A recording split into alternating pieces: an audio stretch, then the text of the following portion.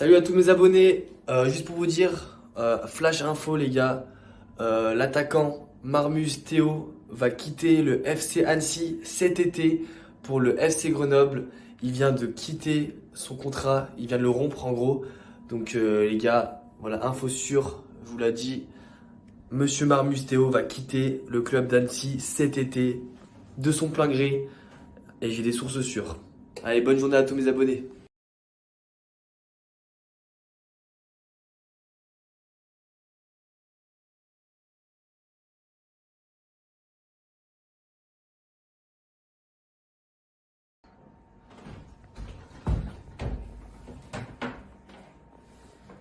Bonjour à toutes et à tous, je me présente, je suis juge Michel et aujourd'hui on va voir le cas de Théo Mermuz qui se plaint contre Romain Molina. Les avocats, je vous laisse vous présenter. Alors moi je suis l'avocat Rui, je suis ici pour défendre Monsieur Marmuz qui a déposé plainte contre Monsieur Molina. Voilà pour ma part.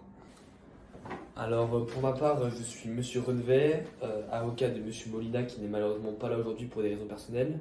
Je vais le défendre contre les accusations de Monsieur Marmuz et donc voilà pour moi. Merci messieurs, monsieur Rui, je vous laisse me présenter le cas. Alors tout simplement, Monsieur Molina, qui n'est pas présent ici aujourd'hui, a diffusé de fausses informations sur le fait que Monsieur Marmuz voulait quitter son club et rompre le contrat avec le club d'Annecy, dans lequel il évolue actuellement, pour rejoindre un autre club qui est celui de Grenoble FC. Ces informations sont tout à fait fausses et cela a engendré de grosses tensions en interne et notamment avec les supporters. Et c'est pour ça que nous demandons des dommages et intérêts au vu de cette situation. Ok, bien reçu. Et maintenant, est-ce que vous avez des preuves concrètes de ce que vous venez de dénoncer?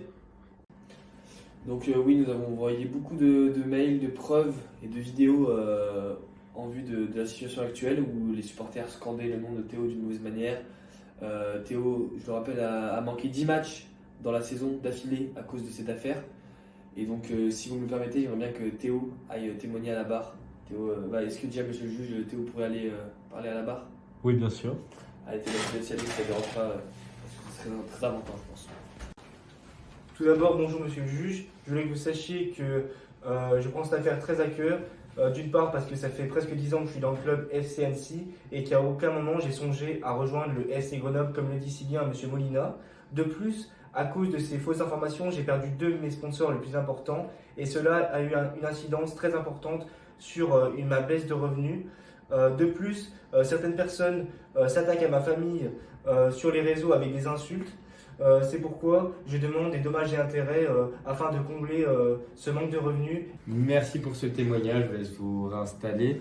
Maintenant, nous allons écouter la défense de monsieur Molina. Avocat Renevet, je vous laisse procéder à la défense. Let's go. Monsieur le juge Michel, Monsieur Marmuz et Monsieur Rui, je connais très bien. Je tenais d'abord à m'excuser pour ce qui s'est passé. Aucun être humain doit subir de telles menaces, de tels problèmes. Mais aujourd'hui, je suis ici pour défendre Monsieur Molina.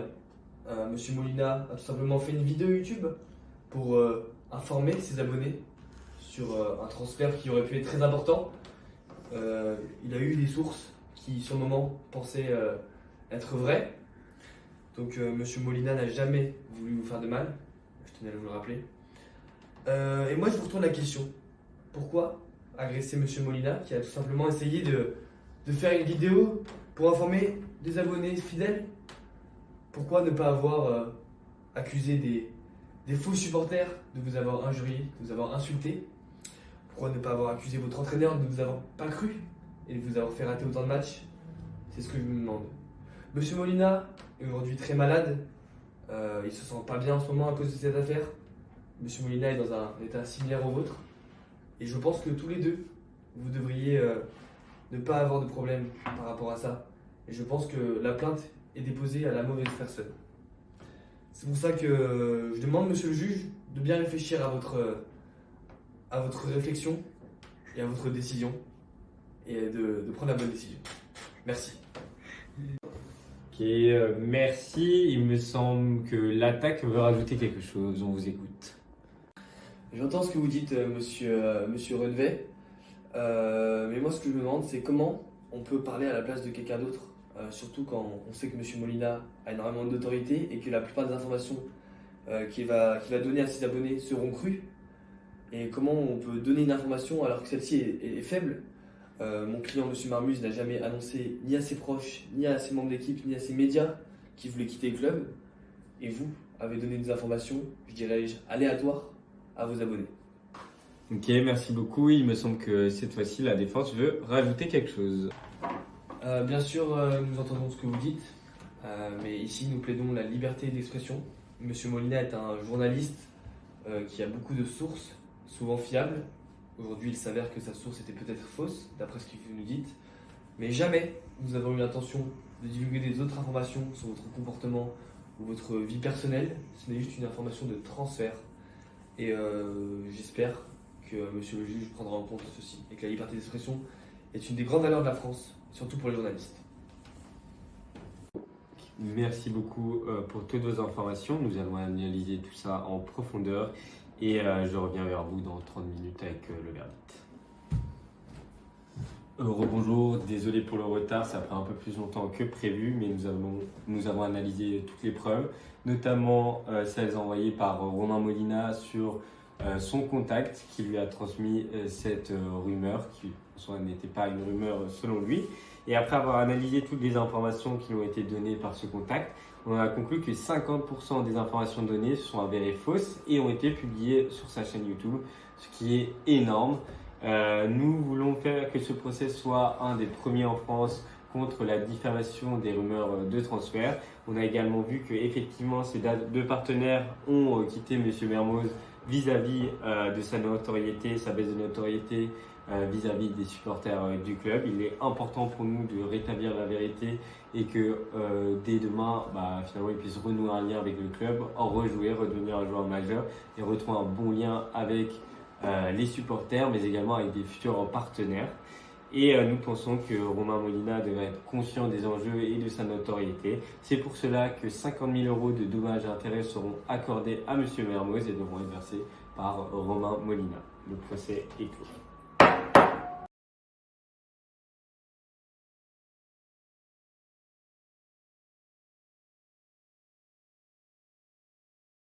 Comme on a vu au préalable, donc ton contrat, tu étais d'accord avec tout.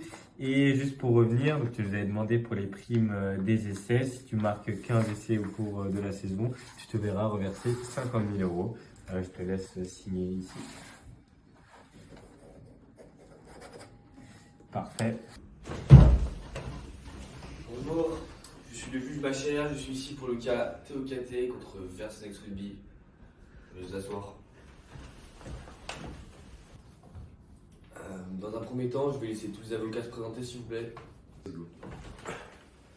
Alors, je suis l'avocat Pasquier, je suis là pour défendre la victime Théo Katé de ce malheureux incident, de cette mauvaise compréhension. Je me présente, je suis avocat à Kepas, je suis là pour défendre le club de Versailles Rugby qui est représenté à travers Monsieur Michel. Dans un premier temps, je vais demander à l'attaque de me présenter le cas s'il vous plaît. Donc, monsieur le juge, je vous fais un petit topo du litige qu'on a. Mon client ici présent, monsieur Katé, a été victime d'un litige contractuel. En effet, il est joueur professionnel au club de Versailles. Et en début d'année, il a signé un contrat qui stipule si monsieur Katé marquait 15 essais, il aurait un bonus sur sa prime annuelle de 50 000 €. Or, cet acompte n'est toujours pas arrivé sur le compte principal de M. Katé. Est-ce que M. Katé a bien marqué ses 15 essais et est-ce qu'on peut trouver une preuve de ça quelque part ou pas?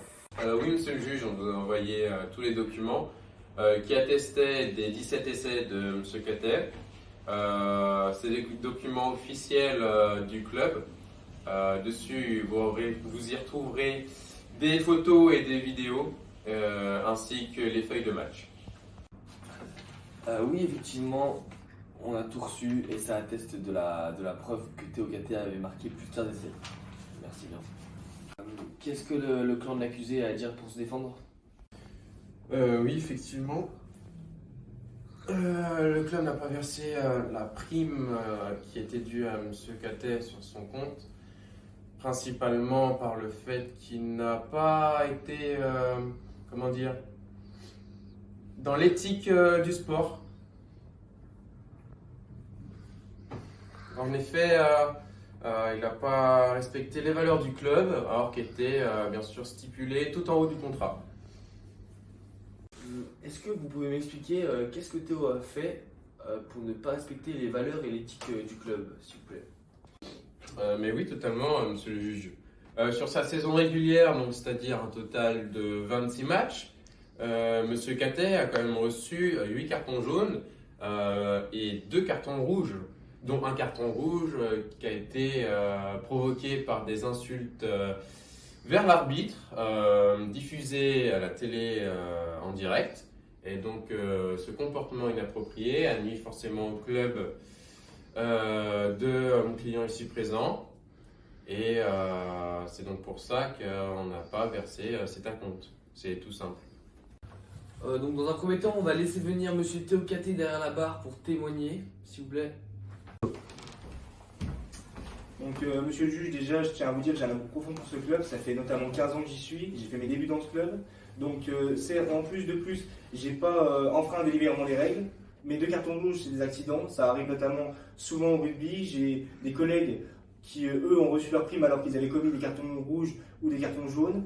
Et de plus, c'est l'une des meilleures saisons donc, pour le club, notamment grâce à mes 17 essais. Du coup, dans un deuxième temps, on va prendre le témoignage de Romain Vincent, qui est membre de l'équipe du rugby club de Versonex. Donc, Monsieur Romain Vincent, pouvez-vous venir à la barre, s'il vous plaît? Bonjour à toutes, bonjour à tous. Je m'appelle Romain Vincent, joueur du Versonex Rugby. Ici pour défendre Monsieur Théo Catet, ici présent, joueur de rugby, coéquipier, star du club, j'ai envie de dire. Joueur qui vit rugby, qui mange rugby, qui dort rugby. Joueur qui mérite que de la gratitude, pas de la haine de la part de ce club. Je trouve qu'il a valorisé le club pendant plusieurs années. Sa prime, je pense qu'il la mérite. Je ne vois pas pourquoi on ne lui verse pas pour des fautes qui ne sont pas graves, qui arrivent toujours au rugby, qui sont plus que banales et qui n'étaient même pas de l'anti-jeu dans le rugby. Donc je pense que M. Théo Catet mériterait sa prime. Ce procès mérite d'être gagné par ce joueur qui est un joueur passionné. Même plus que passionné, il vit rugby, comme je l'ai répété. Bon bah, merci à vous tous pour votre témoignage. Je vais aller délibérer avec mes collègues et on se retrouve dans 1 heure pour le verdict. Allez, à tout à l'heure. Bon, du coup, j'ai pu délibérer pendant cette petite heure. Donc après avoir analysé les termes du contrat, les preuves et les témoignages, j'en ai conclu que Théo Catet avait marqué plus de 15 essais conformément aux termes du contrat de base. Et donc j'ai décidé de statuer en faveur de Théo Catet. Et donc le Versonex Rugby va devoir régler la somme de la prime de base qui était de 50 000 € plus 30 000 € de dommages d'intérêt qui correspondent à 5 000 € par mois non payés depuis le début du conflit.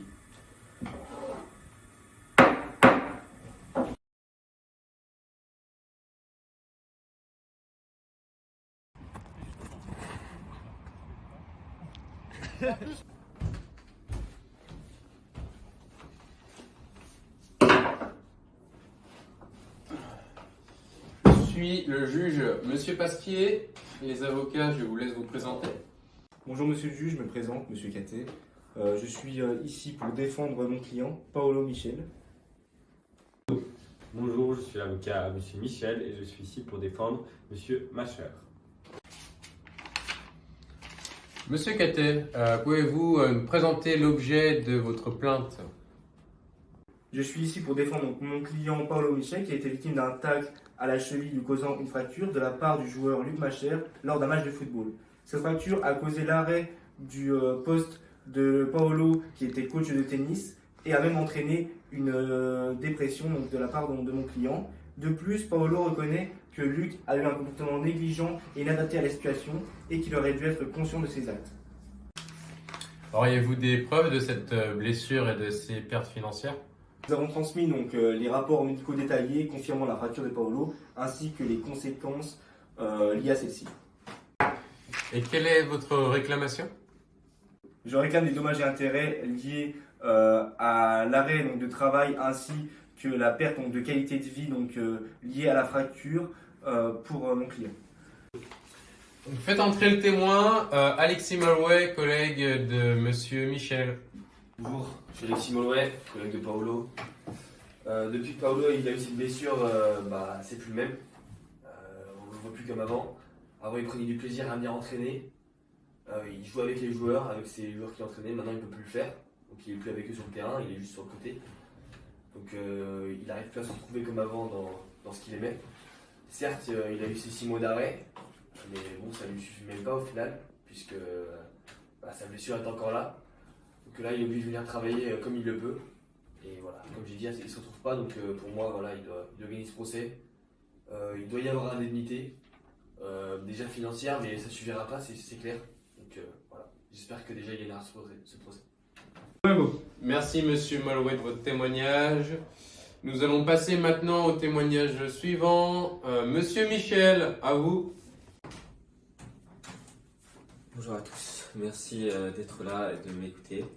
Je dois vous avouer que c'était très dur pour moi de faire ce procès et de m'attaquer à Monsieur Macher. Je ne veux vraiment pas nuire à sa vie comme il l'a fait avec la mienne, mais la vérité c'est que ces derniers mois c'est plus possible, je me retrouve plus. Le sport c'est toute ma vie, j'ai fait des études dans le sport, j'ai failli être sportif de haut niveau. Aujourd'hui j'entraîne des tennisman de haut niveau. Comme l'a dit Monsieur Malouet, je ne prends plus de plaisir, je pense que je suis incapable de le refaire. À côté je pratique plein de sports, je suis vraiment compétiteur et là je prends plus de plaisir, j'arrive plus avec ma cheville. On m'a donné que 6 mois d'arrêt, mais la réalité c'est que je me sens encore faible comme une merde. C'est horrible à dire mais c'est la vérité. Et voilà, et je dépense, même financièrement, je me retrouve plus, je dépense de l'argent pour les traitements, pour tout. Donc voilà, je pense que ça te permettrait de passer à autre chose, ce procès. Merci Monsieur Michel. Après ce témoignage émotionnel de Monsieur Michel, qui nous a tous beaucoup touchés, je pense, on va passer à la défense. Bonjour, je vais défendre Monsieur Macher qui conteste absolument la gravité de ce tacle. De plus, il a été directement sanctionné par ce fait de jeu lors du match où il a pris un carton rouge et même 2 matchs de pénalité dans la Ligue. Ils sont en 7e division. Il faut rappeler que ça reste du district, du sport amateur. Ça arrive très régulièrement ce genre de tacle, de blessures. Paolo devrait être conscient que lors des matchs, il y a souvent des blessures et si ça pouvait être compromettant pour sa carrière de coach, il n'avait qu'à pas faire du football et faire des matchs le dimanche en étant conscient des risques. De plus, on pense vraiment que tout ce qui est psychologique et sa dépression, il n'est pas directement lié au tacle, ou on soit peut-être, mais pas directement lié à Luc Macher, mais au fait que malheureusement, il y a eu cette fracture. C'est arrivé et c'est à cause de cette fracture qu'il y a une dépression et en aucun cas c'est à Monsieur Macher de payer. Lui-même a des problèmes et il n'a pas à se soucier des problèmes des autres. La défense a été entendue. On a encore un dernier témoignage neutre avant que j'aille délibérer. Un supporter du match qui était présent lors de l'événement. Bonjour, alors moi je suis supporter d'aucune équipe. J'étais juste venu regarder le match avec mes copains après un repas de famille. Moi j'ai quelque chose pendant ce match, c'est que le joueur Paolo Michel, qui vient de se faire blesser, a été très provoquant envers Luc Macher pendant tout le match. Beaucoup d'insultes, beaucoup d'injures, beaucoup de balayettes comme on dit. Et du coup je pense que ça a joué sur le fait que Luc Macher fait cette faute. Luc Macher, on voit comme sur la vidéo qu'il essaye de toucher le ballon. Malheureusement, ça vient prendre la cheville de Paolo. Et je suis neutre, je suis là juste pour donner mon avis. Je connais personne des deux. Juste, j'ai regardé tout le match, c'est moi qui ai pris la vidéo, donc j'ai juste donné mon avis. Merci pour tous ces témoignages. Je vais délibérer, on se retrouve dans 30 minutes.